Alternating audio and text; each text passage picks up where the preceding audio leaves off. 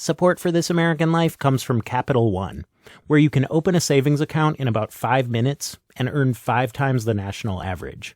Just imagine, 5 times more savings toward that overdue home edition. Maybe even an edition on that edition. This is banking reimagined. What's in your wallet? Capital One N.A., member FDIC. A quick warning, there are curse words that are unbeeped in today's episode of the show. If you prefer a beeped version, you can find that at our website, thisamericanlife.org. For so many people now, it's not a theoretical thing. It's here, this new virus, and they're having to deal with that fact. And lots of people are trying to do the right thing when it's not so clear what the right thing is. Like Luis, who works in construction in Long Island. When he got tested and learned he had coronavirus, he went back to where he was living. He shared a house with several other migrants. He's an asylum seeker here from Central America. And he immediately told his landlady, because she's pregnant. He didn't want to put her or anybody at risk. She said he had to leave. So, he decided to isolate in the only place he had, his car. He parked outside of a 7-Eleven. He didn't even want to go inside to get water, because he didn't want to infect anybody. This, is a voicemail message he left for the woman handling his immigration case. En estos momentos me siento que no hay qué hacer, pues. At this moment, I feel like I don't know what to do. Me he aislado en mi carro porque tampoco quiero contaminar más personas, pues. I've isolated in my car because I don't want to contaminate more people. No quiero que las demás personas estén pasando por lo que yo estoy pasando. I don't want people to go through what I'm going through. Me duele, la verdad, me duele. It hurts, to tell the truth. It hurts. Me duele la verdad, no sabe cuánto. You have no idea how much.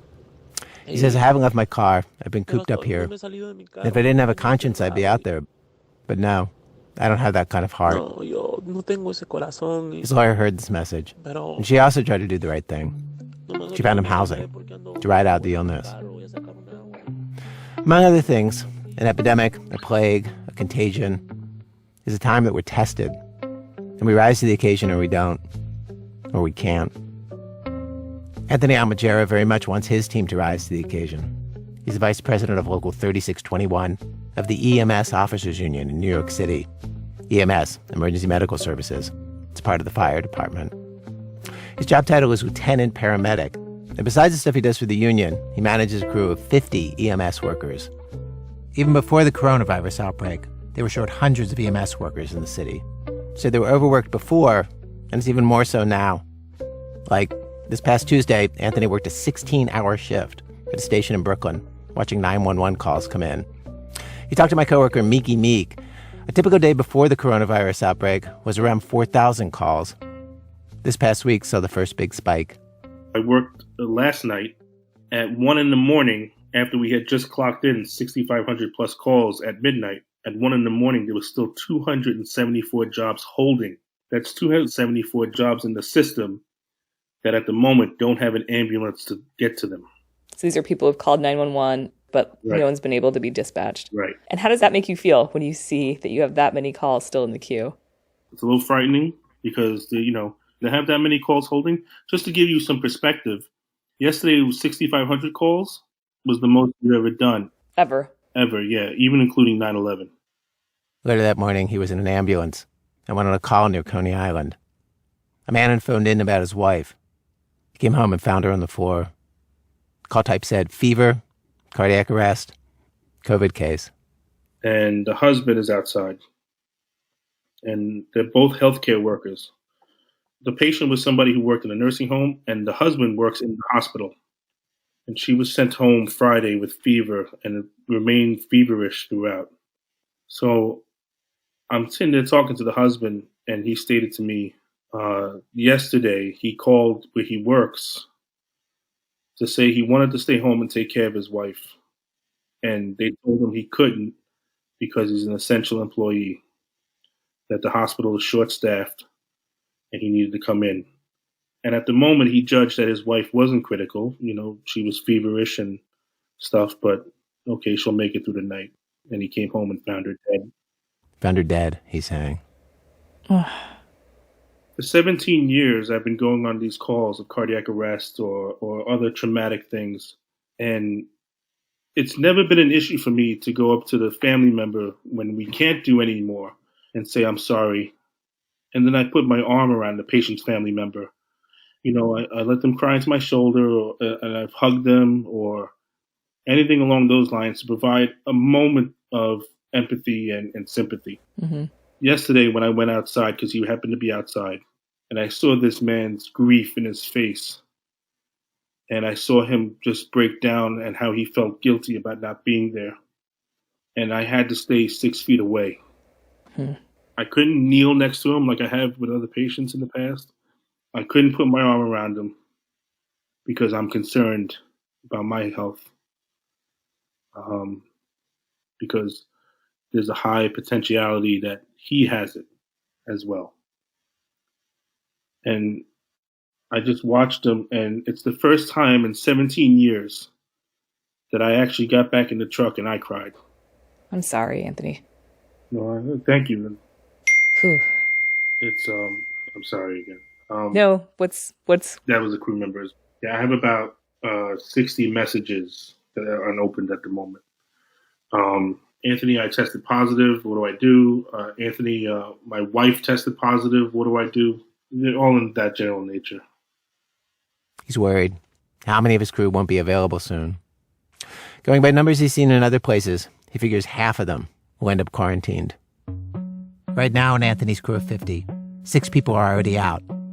The entire crew, all 50 of them, have been exposed to somebody with COVID-19 at this point. In the past, the policy for New York Fire Department EMS workers was, when you're exposed to a contagious virus like that, you weren't supposed to come to work. But that policy changed about a week and a half ago. Now you stay home only if you're actually showing symptoms. Anthony thinks it's because the city is so desperate for EMS workers right now. So if they can squeeze another 5 or 6 days out of you before you become symptomatic, I think that's what their motivation is. So it's not said explicitly, but the crews are short. They need workers. You guys are essential. It feels we're expendable. Now, listen, I don't believe that the chief of EMS feels we're expendable. I don't want to put that on her. Mm-hmm. But it feels overall by the department and the city that we're just going to keep putting you out there because we don't have any other options because we didn't properly prepare for this. Spokesperson for the fire department told us that EMS workers are expected to show up if they've been exposed to the virus, because at this point in New York, all EMS personnel have likely been exposed to the virus. Right now, EMS workers don't even have a way to get tested to see if they have the virus, just like the rest of us. And Anthony estimates they're going to run out of N95 masks in less than a week, this coming Friday, April 3rd. What are you telling your workers right now? Well, the tough thing about this is we all signed up for this. In a pandemic, that is EMS's time to shine, right? Treating viruses is what we do all day long. You name it. HIV, hepatitis, meningitis. This is what we do.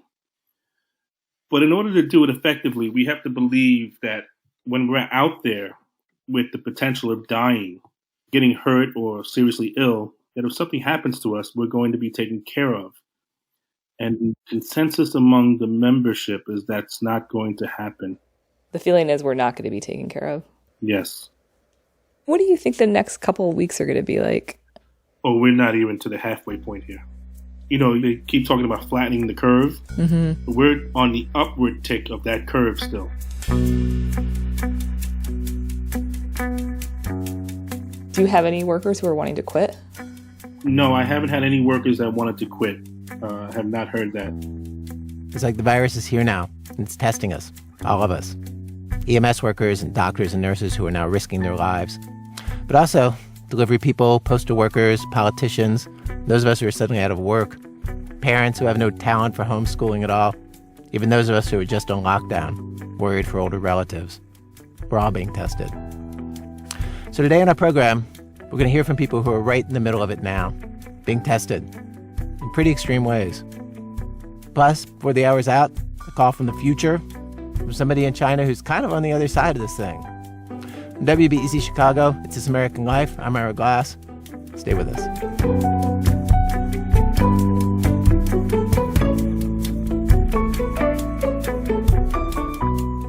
Yeah, you should stay your ass indoors. Yeah, you should stay your ass indoors. And even though you're getting bored,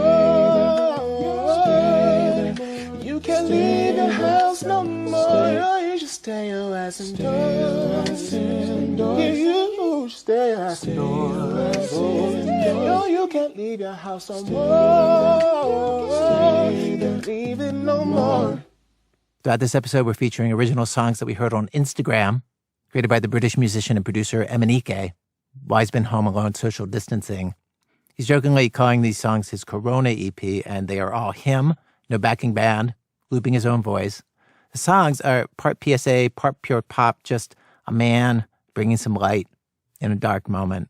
And now we turn to Act 1. Act 1, the inside game.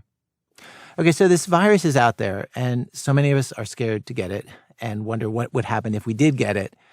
And honestly, for all the coverage of the illness, we have not heard the people that it's happened to talk at length about that experience very much. One thing that came up here as we've all talked about this is what is going on in the homes where both parents get the virus? Like, how do they manage? And just coincidentally, one of our coworkers, Ben Calhoun, has been worried about his brother-in-law, Elia Einhorn, and Elia's wife, Amy, who are in that exact situation. They were among the first wave of COVID-19 patients in New York City. Their daughter, whose name is Conway, is just a toddler, so she is in that period of parenting when a kid needs constant vigilance. Ben recorded a call with them. Amy, who got sick first, was too sick to actually get out of bed. Elia could drag himself around, but it was pretty rough going. He was sicker than he had ever been in his life, he said. One other detail, Elia has a history of asthma, so he's at elevated risk.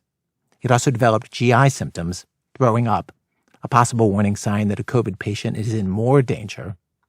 All this was playing out in a 500 square foot New York City apartment.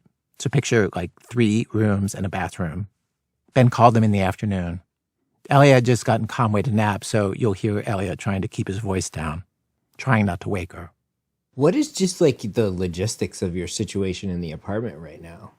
Like, where are you and where is Amy, and how much are you able to either be around each other or not be around each other, or?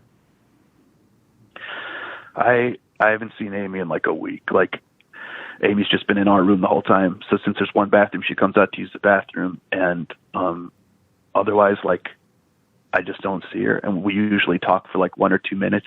But yeah, Amy's just in our room, like, and she's really, really sick. Like, her fever goes up and down and up and down, and just when we think it's gone, it comes back and worse. And it's but she's just really like 100% like locked in the room. Yeah, locked in the room. Like, literally, I told her, like, lock the door so Conway can't come in. But you got Conway down though. She's asleep. I just saw Amy. I get to see her like 3 times a day for 2 minutes, and I said to her, we are going to have to do such a strict regimen to get this kid back to normal life after this, because I am like, I'm trying to keep her life as normal as possible. Uh-huh. So, because she already can't see Amy, she can't go outside, so I'm just like, I've become like the biggest fucking pushover. Like, I said to Amy, she had like a tasting menu before bed. Like, we usually let her have a little snack if she wants it. Uh-huh. She's like adding things, having me get up and go to the kitchen and get more stuff. And I can hardly handle getting up to go get her something. It's just like, oh, dude. So she must have had like bites of like 7 snacks, and like, it's ridiculous. But I can imagine that as a parent, you're just like, you're having all these needs that are unmet right now. And right now you're having a need that I can meet. So let me just like throw whatever I can in there. Exactly. I looked at us. We were reading one of those Mo Willems books, that like, yeah, like Piggy and like, Elephant. Yeah, we were reading, I don't know why, but she wanted to read the baby one. And there's 2 pages that are mirrors. And I looked at us and I was like, we look so glazed. We look like college freshmen who just discovered weed and smoked half an ounce, Me and this 2.5-year-old look terrible. And I'm wearing my mask, because there's this theory about the viral load getting bigger, you know what I mean, with more exposure. So like, just to give you sort of a scene report here, it looks like, think about a normal Brooklyn-sized apartment. It looks like there was 50 toddlers who had an unsupervised birthday party here. So, like, from my vantage point on the couch, I'm looking out. The first layer is like a pegs game where you, like, push buttons into colors. The second layer is all these 3 by 2 foot huge Paw Patrol pages to color. The next level is a farm that seems to have exploded. The next level are all the Play-Dohs strewn around the ground because I just, like, can't pick it up. Do you have all your logistics covered? Like groceries? Like, how are you doing groceries? How are you, like, I don't know, like laundry, like... Laundry has been a problem. I'm waiting for Amy to get better because we have to wash it in the bathtub, and I just can't physically do it right now. Like, I can't stress to you how tired I am. Like, you're just too tired. I'm just too tired, man. I, like, can't sit up that long. And so I'm waiting for Amy to either get better so that she can watch Conway and I can take longer and do it slowly, or because by the end of the day when Conway goes to sleep, I'm like fried, totally fried. Like, I can't even stand up. Because you're the only person doing Conway, right? Like, you're like... Oh, yeah, 100%. Yeah, Amy hasn't seen her in a week. It's like, I'm just with her, like, yeah, now 24/7.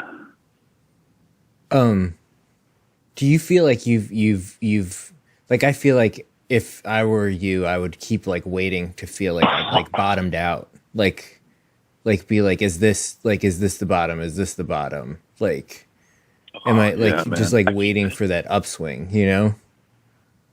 I keep waiting for it, and I think it comes. I thought it came, like, 4 times.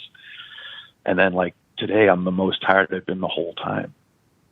So I just don't know. And it's like, on the one hand, I mean, we have food, we have water, we have electricity. I mean, we have everything we need. If this is all that ever happens, it'll be a triumph, you know? It seriously will, if this is all that happens. But it's just, the scariest part is it going to go into our lungs, you know? Like, yeah. Right when I start to feel better, I think, like, you know, there's these, it sort of shows us these, like, ground glass sort of deposits in people's lungs. And I've started thinking of it as, like, your lungs turning to glass. And I keep reading these stories out of Wuhan about these young physicians that are like my age. I mean, relatively young physicians that are dying from this. And I had to stop reading them because it's like, I just can't keep reading about people's lungs metaphorically turning to glass. And it's just making me worry too much that it's going to happen to our family. Yeah. It's so scary to not be able to protect your family against this, like, insidious element of it. And that's why, that's why I emailed you guys that stuff. Like, I don't know if anything's going to happen. And if it does happen, it's going to happen so quick. I don't have time to deal with anything. I don't have time to deal with getting my affairs in order, you know? So I emailed you and Katrin, like, very perfunctory, like, here's how to, you know, like, what me and Amy want. Here's our financial stuff. Here's, like, you know, because I just have no fucking clue. And that's the worst part. If we could be guaranteed that that wasn't going to happen, this would just be uncomfortable and fine. You know, we could laugh about it in a different way, but it's the fear that any second one of us could just take really ill and maybe worse. We're so worried about you, man. Yeah. How do you think that Conway's doing? She's doing fine, but she's showing all these behaviors about being upset, and she's actively talking about it. Now, like, every bedtime she wants me to tell her stories about everybody getting sick.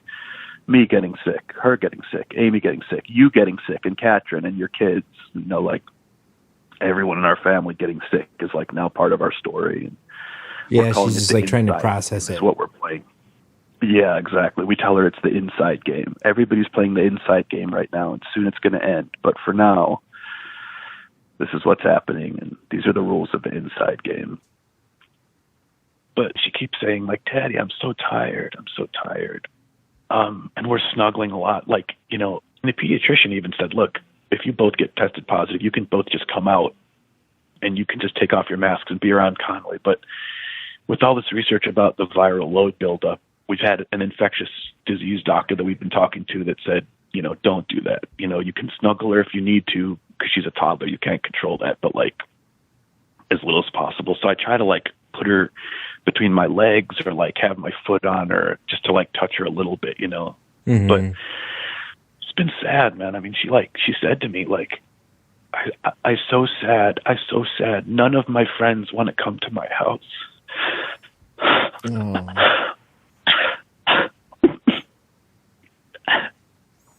Oh, man. That's hard.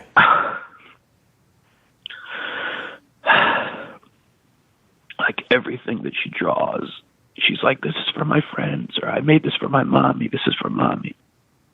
So, I mean, on the one hand, she's doing fine. And then on the other hand, she's really feeling, like her age equivalent of like really lonely and cut off. And Mm-hmm. she keeps talking to me about how sick Amy is. And I tell her, like, Mama's sick, but Mama's getting better. And, and like I didn't even tell her I was sick, but she somehow figured it out. I don't know if it's the mask or what. So she says, Daddy's sick. And I said, yeah, Daddy's a little bit sick, but he's okay. I mean, I feel dramatic feeling so upset about it, but again, it's like,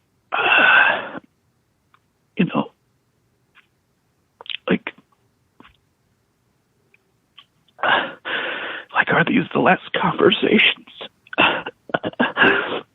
that I'm ever going to have with her? Oh, Els.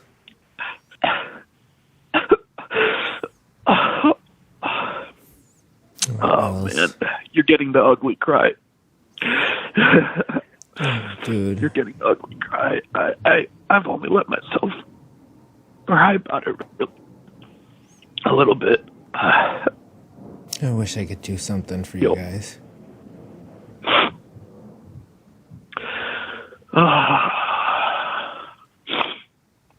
You're a regular Barbara Walters, Ben. You're getting it out of me.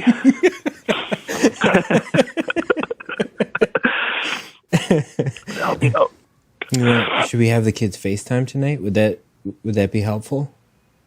Yeah, that would be just for her and for me to just sit down for a minute, honestly.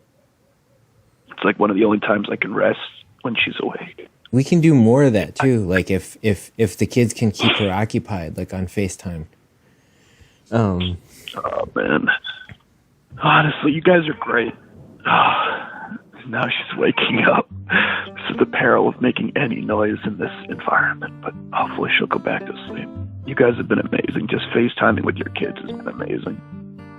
Yeah, we're just gonna have to ride it the fuck out.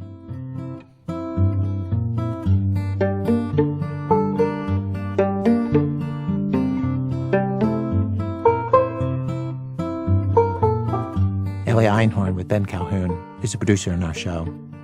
That was recorded a little over a week ago. At this point today, Amy is much better. She's actually up and around. Elia got a lot worse after that call, but now he's also feeling better. Conway is presumed to have had a mild case of the virus. She's doing fine. I'm talking about a quarantine. Some of you don't know what that means. Right now there's one too many people on the street. And on the ground like, what's that gotta do with me? It's like what Duba said. Don't show up, don't come out. Don't know what you're doing out of your house. Why isn't there a mask covering your mouth? As if there ain't a virus spreading round and round. I'm talking about a quarantine. Some of you don't know what that means. No, you don't understand. You don't realize you need to wash your hands. You need to sanitize and stay inside. Act 2, The View from the Park. So one of the producers here at our show, Emmanuel Berry, got to know reporter Jiayong Fan back when we were doing our Hong Kong show this past fall. Jiayong's a staff writer at The New Yorker. Emmanuel and she have stayed in touch since then. Emmanuel was the editor for a story that Jiayong did here a few weeks ago. Jiayong has a mom who lives in a medical facility in New York City. Jiayong tweets about her all the time. And right now, Jiayong's in the situation that a lot of us are in, worried for her parents. But a much more extreme version of that than most of us are dealing with. Like already, so much has happened with her mom. Emmanuel checked in with her. How are you? I am trying to hang in there, I guess, is the most optimistic way of putting it. Yeah. Yeah. I mean, I follow you on Twitter. I see that you tweet a lot about your mom, but I don't actually exactly know what your mother's ailment is. I just know she's hospitalized. Can you what's going on there? My mother doesn't have control of any part of her body at this point except for her eyeballs, the movement of her eyeballs. So she is completely cognitively intact and as sharp as she ever has been, but she's imprisoned in a body that refuses to cooperate in any way. She hasn't left her bed, her hospital bed, except to go to the ICU for the last 6 years. The only time she's ever seen any sliver of the sky is in those few minutes when paramedics push her from the hospital entrance into an ambulance. So when I visit her, I feel like I'm bringing the world to her. Her mother, Yao Li, has ALS. She's lived in a facility for the past 6 years. She always has an aide by her side. Jiayang's apartment is just a 3-minute walk away. She visits every day, sometimes twice a day, unless she's traveling for work. When Jiayang visits, they talk. Well, mostly Jiayang talks. Yao Li spells things out using her eyes in an alphabet chart. It's slow, but that doesn't stop Yao Li from expressing herself. Sometimes she tries to tell me body jokes over the alphabet chart that she spells with her eyes. And it'll take me an hour, and I'll think that she's requesting a medication or that some part of her, like, she'll mention butt, and I'll be like, oh, is her butt hurting? Like, is it, like, do you have an infection? And if she's trying to tell me a butt joke. So that's, so that gives you a little bit of a sense of my mom. She is someone who is relentlessly truthful. Whenever a piece comes out of mine, her first question is, read me all the negative tweets about it. What is the criticism like? What are your trolls saying?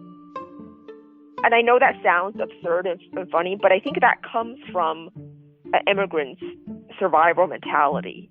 She wants to know what I need to prepare myself for in order to survive.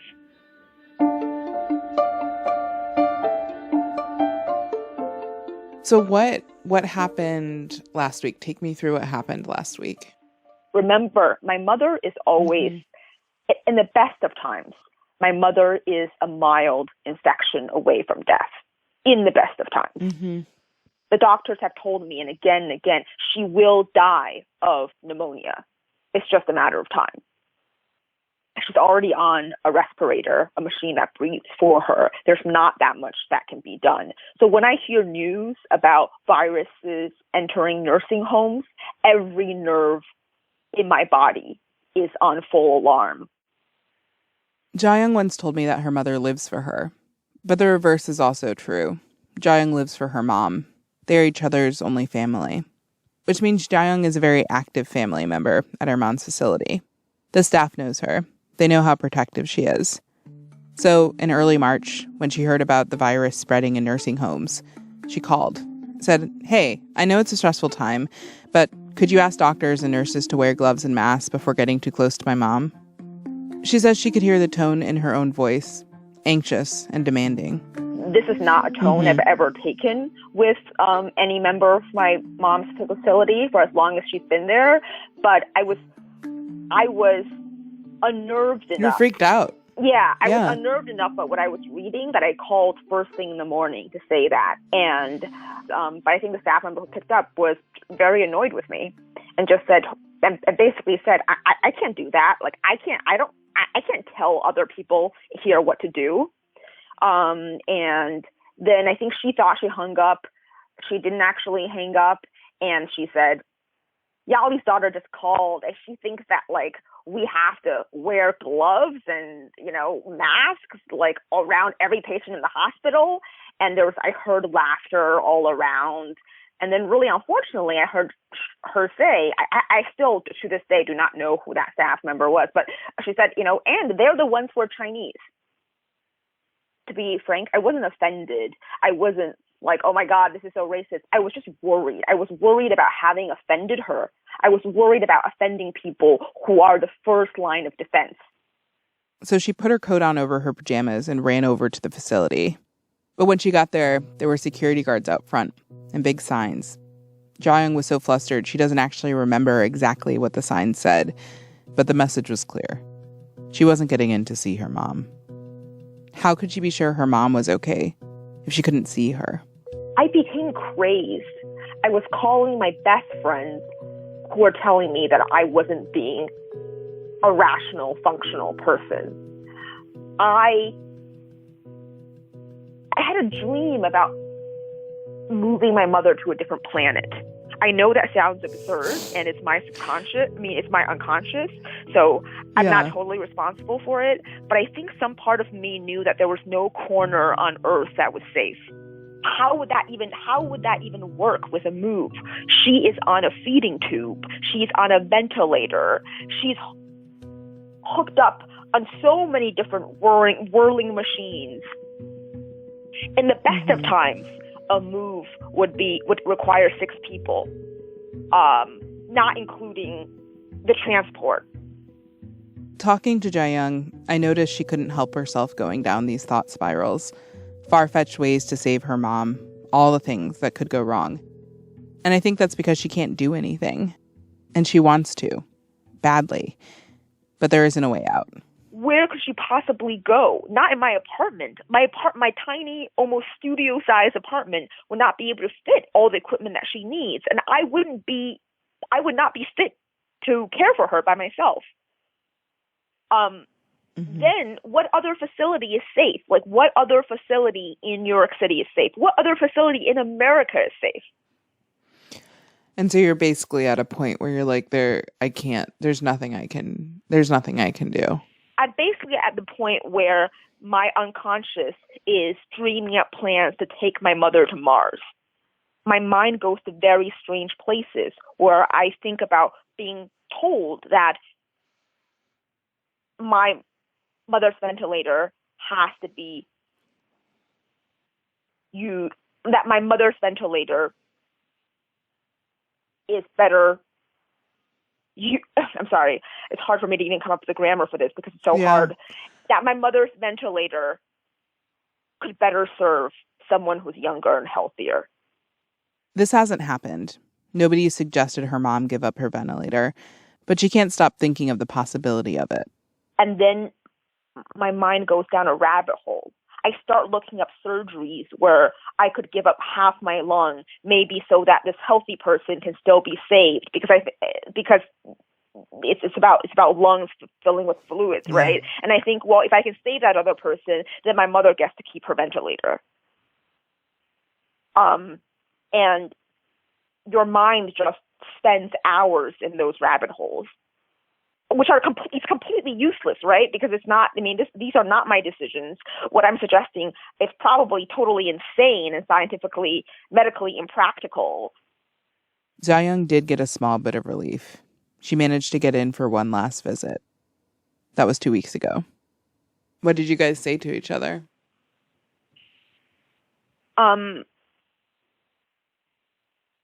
Because I am her daughter, I'm her caregiver, I am her conduit to the world, I have a responsibility to soothe her panic, not to stoke it.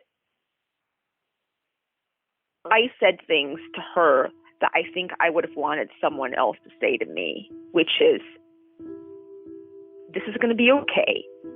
We will get through this. I will see you again very soon. I don't know when, but it's going to be very soon.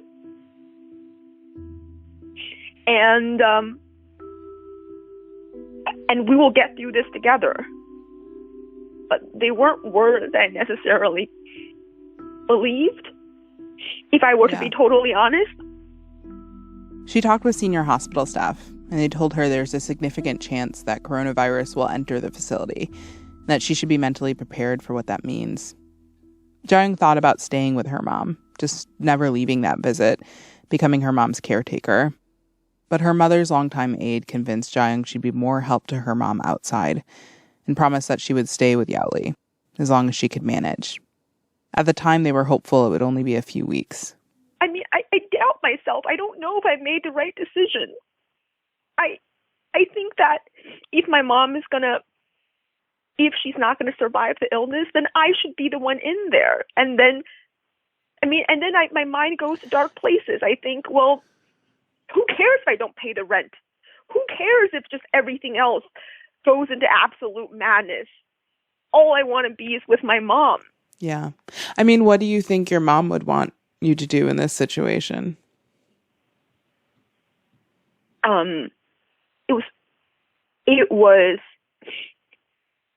It was really hard to leave her. She began crying, just hysterically crying, because I think she knew that despite my assurances that it would be a long time before I saw her again. And I think she would want me to stay safe. I think she would want me to find a way of coping through this crisis without succumbing to it, without being crushed by it.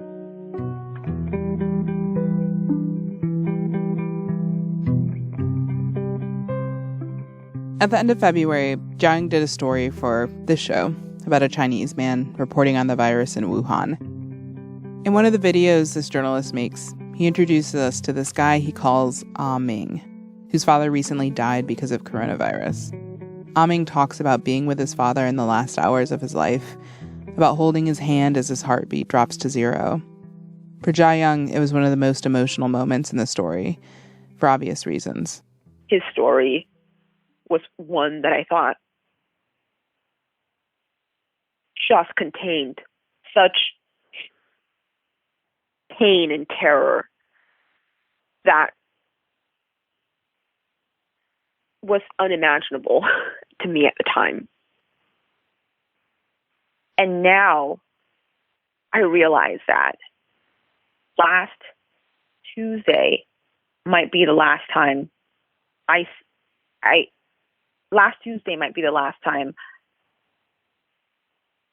I will ever, that might have been the last time I saw my mother. I can't even get the tenses straight. The grammar doesn't compute in my mind.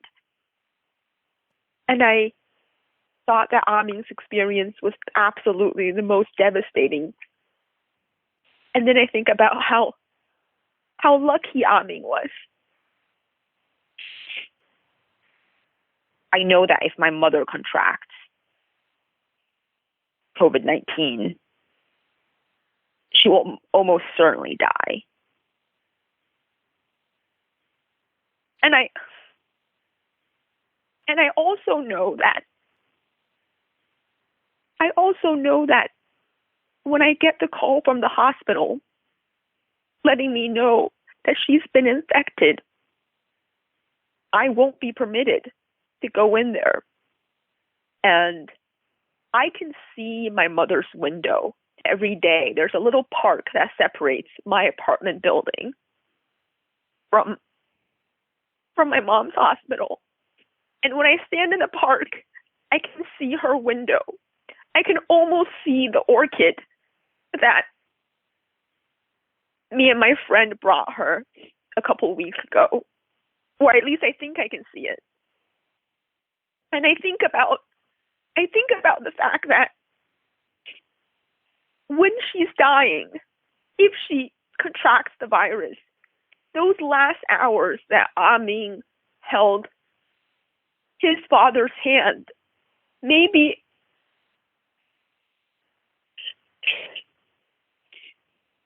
I'll be standing in the park just looking up at her window. Maybe that's the closest maybe that's the closest I'll be able to get to her in her last hours.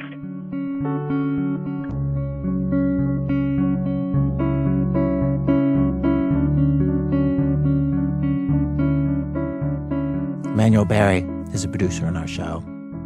Coming up, a tiny, tiny virus breaks open a jail cell.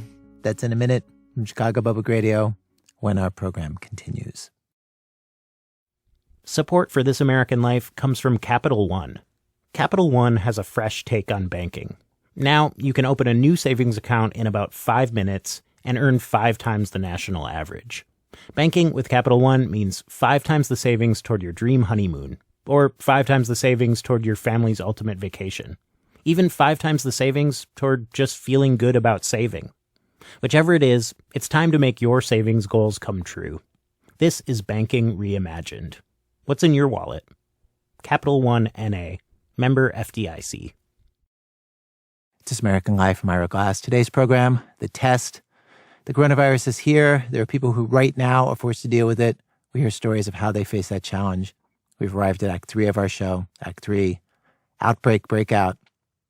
So another way that the coronavirus outbreak has had a huge impact on people's lives, prisons and jails around the country are starting to release inmates they wouldn't have otherwise, or wouldn't have released as early anyway, to try to protect prisoners behind bars from getting sick. Correctional institutions, as you can imagine, are petri dishes of germs and microbes. The latest number that I'm seeing as I'm recording this, more than 50 inmates at Rikers Island in New York City. That's just one jail here. Correctional officers there and elsewhere also have the virus now. So the city is letting 300 inmates go. Right next door, New Jersey ordered 1,000 inmates to be released this past week. You're seeing similar decisions like that, though not as widespread, in Ohio, Illinois, Oklahoma, California, and Texas since the crisis hit. In San Francisco, the public defender's office urged the release of, quote, all people who are immunocompromised or over the age of 60. Producer Sean Cole talked with somebody who made that cut. There are really 2 factors under consideration when figuring out who to release from jail or prison amid the COVID-19 outbreak. 1, how severe was the crime? And then 2, how's the person's health? How vulnerable are they? And given these 2 criteria, one of the best candidates available for release... Hello? Hi, Terry? Yes, sir? ...was Terry Smith. Hi, how are you? Or ma'am? It's sir. Just a lady? It's sir. Okay, yeah, because can you still hear me? I can hear you, yeah. Can you hear me? Yeah, I'm trying to get some privacy. I'm going to a spot where... I got a hold of Terry at a residential treatment program for veterans called Fresh Start. They have facilities all over the country. This one, again, is in San Francisco. The court sent him there last week when it became clear that he might be in danger sitting in a jail cell. He'd been in the county jail for nearly a year, charged with breaking into a couple of garages. Nothing violent. This was just his latest stint on these charges. He's been in and out a few times. And at 64, soon to be 65 years old, Terry has a whole pileup of comorbidities that might sound a little overwhelming when I list them. He has a seizure disorder, PTSD from serving in Vietnam, and also being abused when he was a foster kid. He's a recovering heroin addict. And most pressingly right now, Terry suffers from chronic obstructive pulmonary disorder, COPD. It's a lung disease that already sent him to the hospital a couple of times. Which is why he got so frightened when he heard about the thing that's apparently coming for everybody's lungs. Inmates at San Francisco County Jail are allowed to watch TV from 7 to 8 in the morning, so he just saw it on the news. And then we watched every day, and we've seen it get worse and worse.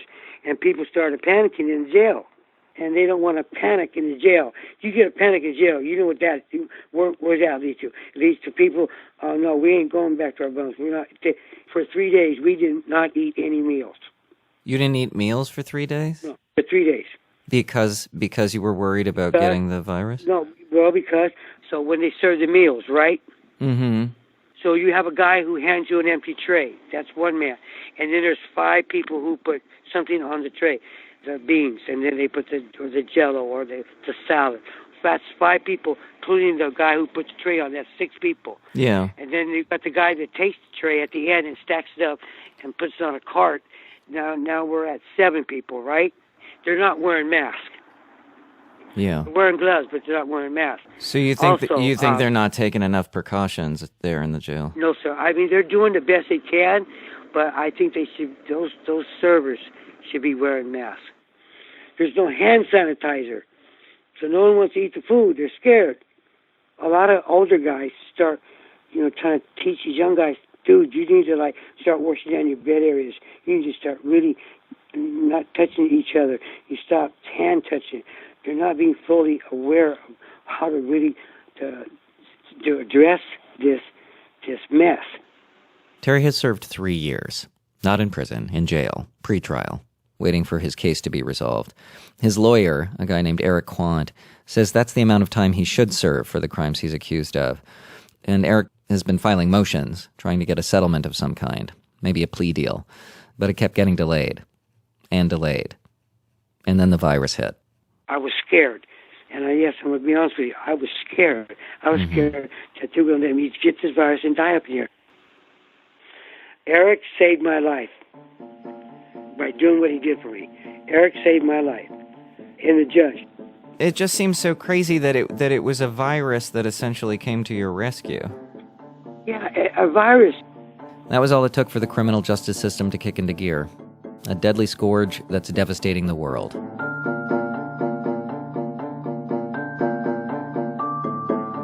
So Terry's no longer behind bars and walks out into a city that's completely on lockdown. Remember, San Francisco was one of the first cities to issue a shelter-in-place ordinance.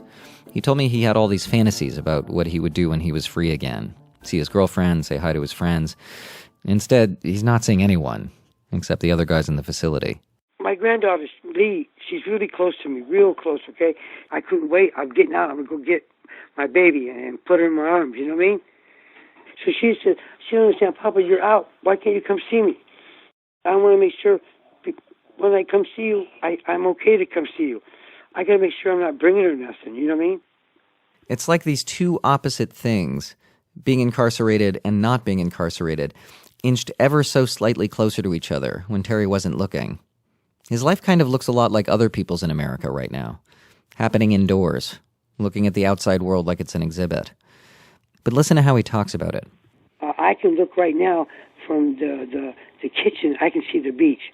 1 block from me to the right, 1 block from me to the right is the park, Golden Gate Park. 10 blocks down, I can see the ocean. I see it every night. I watch the sunset. I sat last night and watched the sunset red.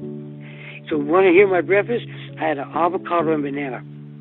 It's the same words that a lot of us are saying to each other on the phone or Skype or whatever. This is what I'm looking at out my window. This is what I ate. But for Terry, they're a celebration.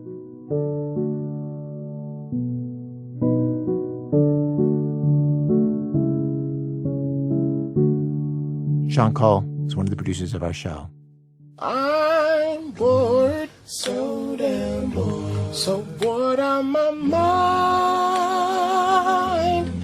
and I'm too scared, so scared to go outside, and it's 'cause of Corona.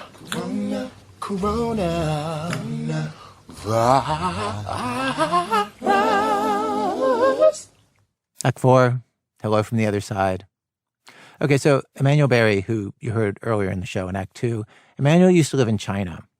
And she's been texting back and forth with friends there since January, when the virus shut down parts of that country. Now, as American cities are shutting down, a lot of her friends in China are texting her, asking how she's doing. Here's Emmanuel. The other day I got this text from China. It said, "A word from your future. It will get better. Today, we were on the street and it almost felt normal." It arrived during a hard week.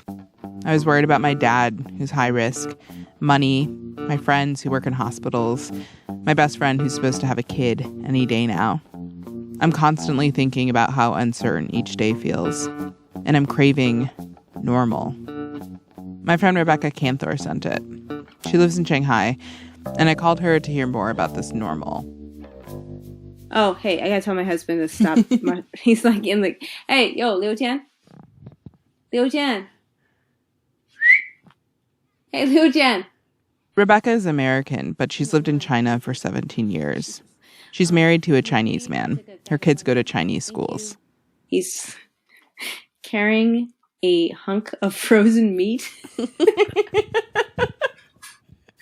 Wait, for what? Is he cooking? I think he's hungry and he wants to cut a piece off of it. Husband out of the way. We talked. China, of course, has had a much more aggressive response to the virus than anything that's happened in the States so far.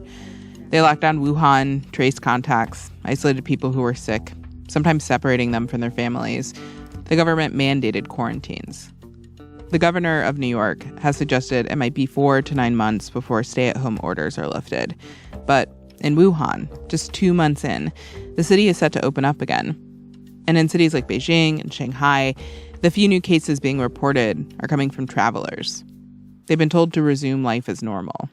How you doing? How am I doing? I don't know. I think I've accepted that it's going to be tough.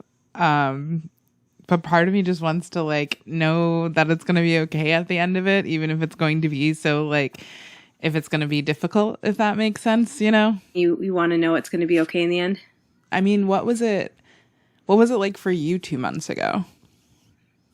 Yeah, it definitely feels different now.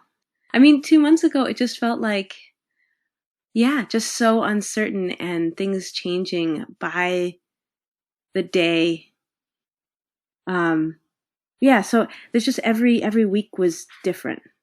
At this point, you're maybe on the other side of this, possibly on the other side of this. What does that look like? Well, okay, so yeah, things are, feeling much better here. I think it just feels like, taking off a really hot jacket, when you're wearing a winter jacket and all of a sudden the weather gets warmer and you're like, oh, I don't need to be wearing this anymore. Yeah. And you take it off and you've got short sleeves on and you just feel just relaxed. Can you take the train now?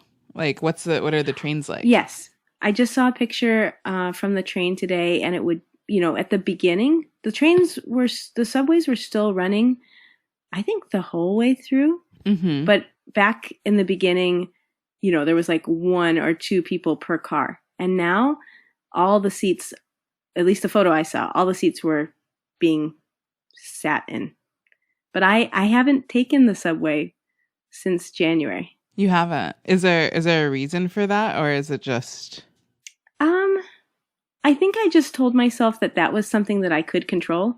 And I just thought, well, if I can get it there on my electric bike or my bicycle, then I'll go to those places. But if I stopped taking taxis and I stopped taking the subway, even though they're all running, it's just kind of my personal, thing that I decided I wasn't going to do.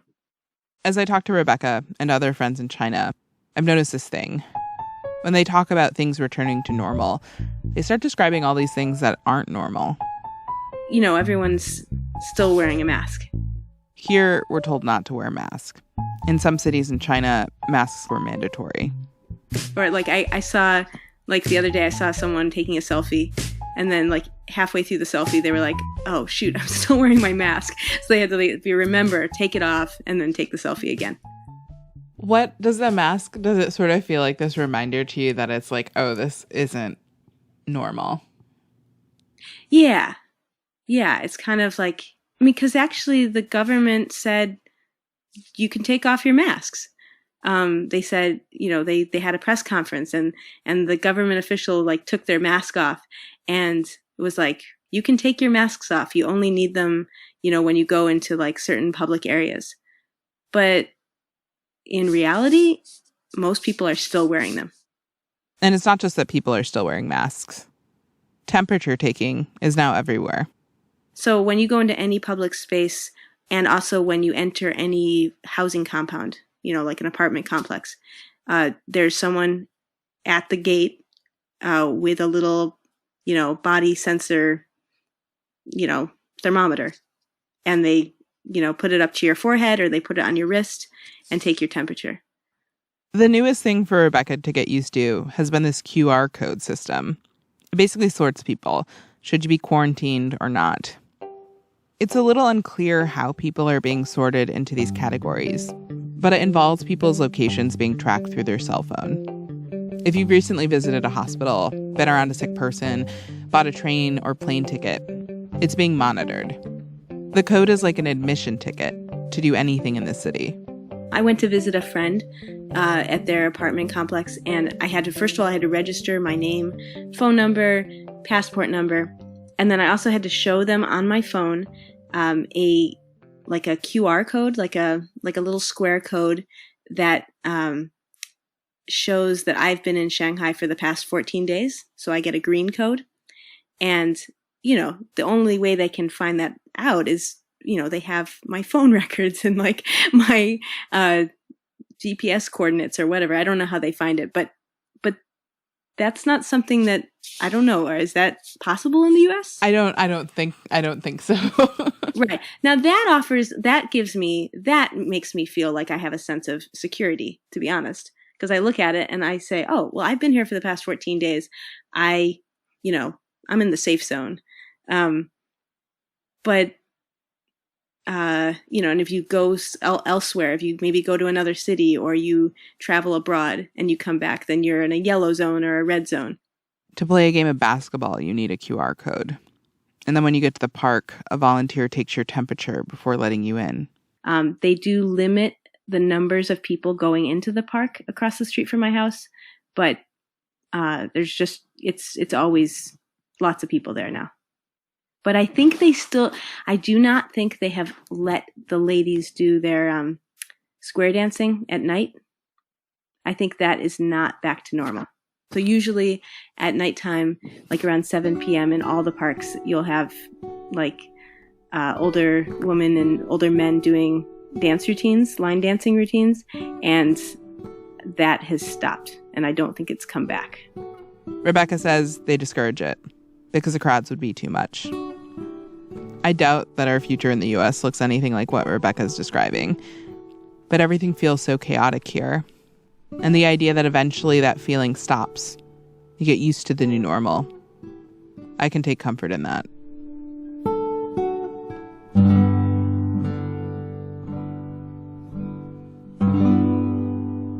Emanuel Berry.